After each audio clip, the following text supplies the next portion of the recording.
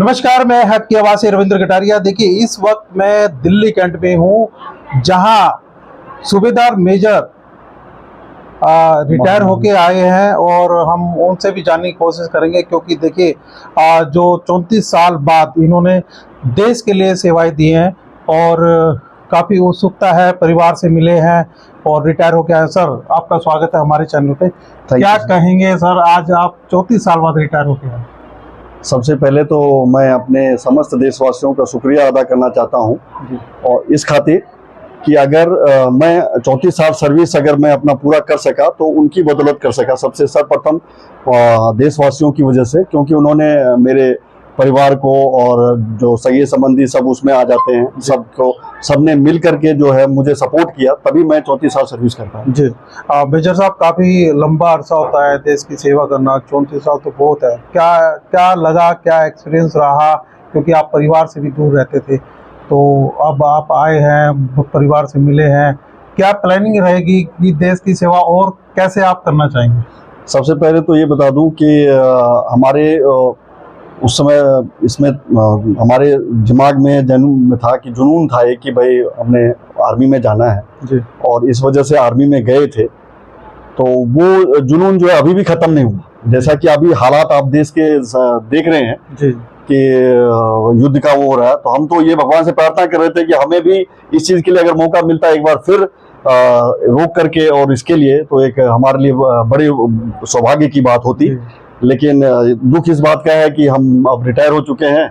कहने का मतलब ये है कि अब तुम्हारे हवाले वतन साथियों। लेकिन फिर भी अब हमको क्या है कि फौज में रहते हुए हमने अभी 34 साल दी, बाकी की हमने सर्विस अभी हम पूरे देशवासियों के साथ मिलकर करना चाहूंगा, और इसी में मेरी भी भलाई है, तो इसलिए मैं देशवासियों के साथ रह करके अपना सहयोग दूंगा। जी, थैंक यू।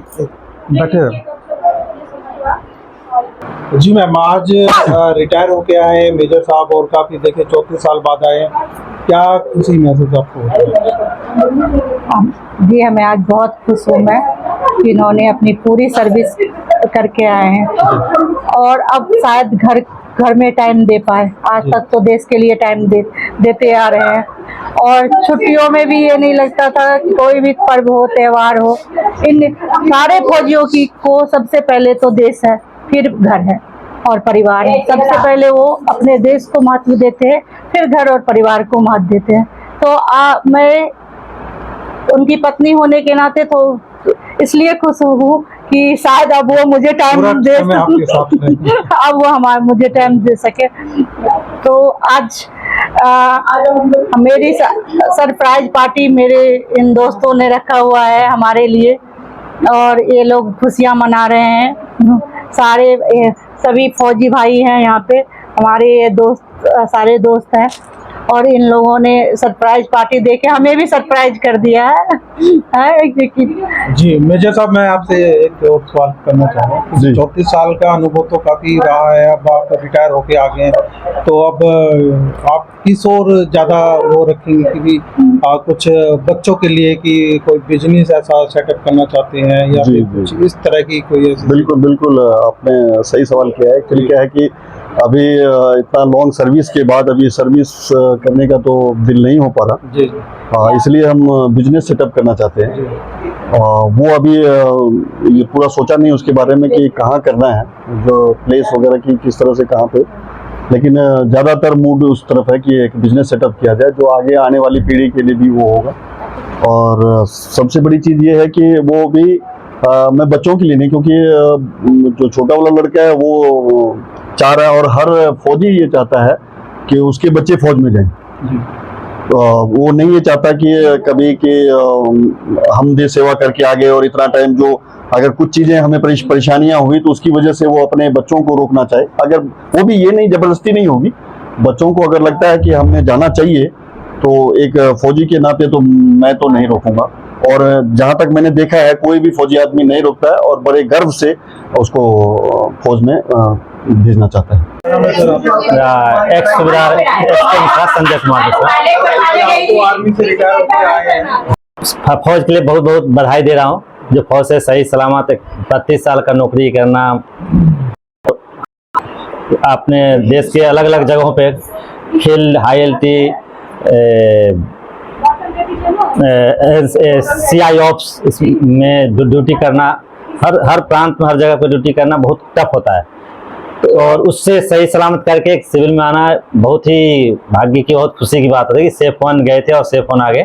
तो इसके लिए बहुत बहुत मुबारक, बहुत बहुत बधाई दे रहा हूँ। और आपको रिटायर पहले हो चुके हैं और अभी जो नए भाई फौजी रिटायर होते आ रहे हैं, हाँ, उन लोगों के लिए क्या कहना चाहिए, किस तरह का काम करना चाहिए रिटायर के बाद, या फैमिली में ही सारा जो? नहीं, एकदम बिल्कुल बैठ के रहने से तो सही, क्योंकि हम लोग का जो एक्टिविटी रहा बिल्कुल एक्टिव लाइफ रहा, तो घर में एकदम बिल्कुल आके बैठ जाएंगे तो फिजिकल फिटनेस हिसाब से भी सही नहीं है। इसे कुछ तो करते रहना चाहिए, जिंदगी है कुछ करते रहने का। जब करना छोड़ दिया फिर जिंदगी लाइफ नहीं है, तो कुछ करते रहने का ही नाम जिंदगी है। और अपॉर्चुनिटी कहीं मिलता है अच्छा सा, ये भी नहीं कि बिल्कुल अपना सिविल लाइफ को छोड़ के एंजॉय ना करके बिल्कुल हम उसके में भिड़ जाए, लेकिन सिविल लाइफ को एंजॉय करते हुए भी कुछ आगे अपॉर्चुनिटी तलाशना चाहिए। जी मैम, क्या नाम है आपका? संगीता मिश्रा। संगीता जी, क्या कहना चाहेंगे आज रिटायर होकर? मैं तो बहुत धन्यवाद करूंगी फौज को भी, और मतलब हर जगह से कि मतलब सही सलामत अच्छे से आ गए घर और आके अपना लाइफ एंजॉय करे। उसके बाद कुछ देखना हो तो अपॉर्चुनिटी आए तो अच्छी चीज़ें देखे। शर्मा जी, किस तरह से फील करते हैं आज आपके दोस्त रिटायर? हमारे फ्रेंड, यानी कि हम फ्रेंड तो नहीं बोलेंगे, वो तो काफ़ी सीनियर हैं। जी जी। सूबेदार मेजर MN सिंह, बहुत यानी अभी तक की लाइफ में जो जितने दिन से हम समथिंग, हम दोनों एक ही कोड के ही है, दोनों का सेम कोड ही रहा, सेम सब चीज़ है, और अच्छा लगा, बहुत अच्छा है। बहुत ही हेल्पफुल थे फौज में भी और फौज से इनके बारे में बाहर भी। जितना बोला जाए कम है।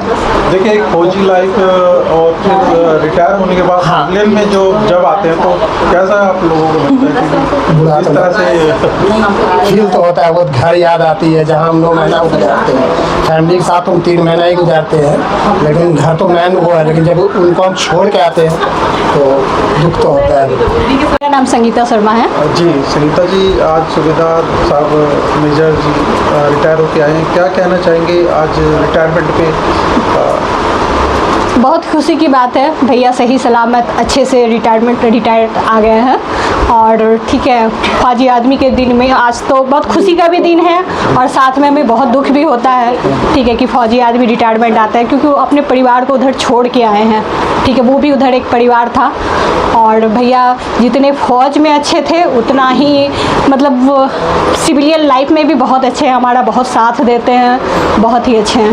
नाम है आपका? बबीता नाम है। जी, आज सूबेदार साहब रिटायर होके आए हैं काफ़ी लंबे अरसे से, क्या जीवन के बारे में आप क्या शुभकामनाएं इनको देना चाहेंगे कि रिटायरमेंट की? रिटायर तो आया, वैसे तो फौज में रहे तो हम लोग फौज को छोड़ना नहीं चाहते हैं, और हम लोग जो जिस तरह से हम लोग 15, 16, 17 साल हो गया, 17 साल में हम लोग जो ज़िंदगी जिए हैं साथ में हमारी फ्रेंडों में 5-6 है, उसके दौरान हम हमारे लोग हस्बैंड भी अच्छे रहे हैं। इससे ज़्यादा ये सीनियर थे, इनका ज़्यादा ही अच्छा बेटर रहा, आज भी अच्छा ही है, तो बहुत अच्छे दिल के हैं।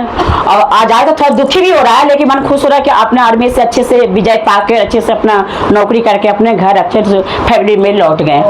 मुझे बहुत अच्छा लग रहा है कि अच्छे से आ गए, बच्चे के बीच में एक बच्चा भी सेट हो गया है, आगे हो ही जाएगा, और बहुत अच्छे से मतलब हर चीज़ करके आ गए, और इतने अच्छे बीच में आज तक कोई कंप्लेन नहीं हुआ, और हर चीज़ मिले, हर जगह हर से इज्जत रिस्पेक्ट हर चीज़ करते रहे, और लेकिन बहुत अच्छा लग रहा है। मेरा नाम नीतू है। क्या एक्सपीरियंस सूबेदार जी आज हुए हैं, किस तरह से फील हो रहा है, क्योंकि आप फौजी? हाँ, मैं एक्चुअली फौजी फैमिली से ही बिलोंग, मेरे हस्बैंड भी फौज में ही है, तो उनको देख के मुझे भी अपना समय लग रहा है कि 3 साल बाद मेरा भी यही समय आने वाला है। बट इस माहौल से निकलना बहुत मुश्किल है, हम बाहर एडजस्ट करना हमारे लिए कि हम यहाँ फैमिली दोस्त इतने ज्यादा बन जाते हैं कि इनको छोड़ के बाहर निकलना और नए लोगों के साथ मिंगल होना, ये माहौल हमें बाहर नहीं मिल सकता जिस तरीके से। बट इन लोगों ने जो पूरा समय निकाला है वो वही जानते हैं, क्योंकि फैमिली से ज्यादा उन्होंने अपने फौज के साथ समय बिताया है, तो वो वही जानते हैं कि वो फैमिली से ज्यादा उनके लिए वही इंपॉर्टेंट है। उसको छोड़ के आना उनके लिए बहुत ही ज्यादा, मतलब क्या बोलूँ मैं खुद ही सहमती होती हूँ उसके लिए। देखिए मैम, फौज की लाइफ जो होती है ज़्यादातर उनकी कंपनी में Yes, बीतती yes, है, हाँ, और एक महिला होने के नाते आपको बच्चों की जिम्मेवारी रहती है, तो किस तरह से मतलब आप उस टाइम कैसा फील करते हैं कि अकेलापन, या फिर ऐसा लगता है कि भाई बच्चों की जिम्मेवारी मेरे ऊपर ज़्यादा होगी? नहीं, ऐसा जिम्मेदारी तो आती है, बट एक फौजी लाइफ में हमें ये भी सिखा दिया जाता है कि इंडिपेंडेंट क्या होता है, क्योंकि इनका ज्यादा समय तो वही निकलता है बॉर्डर्स पे, और यही तो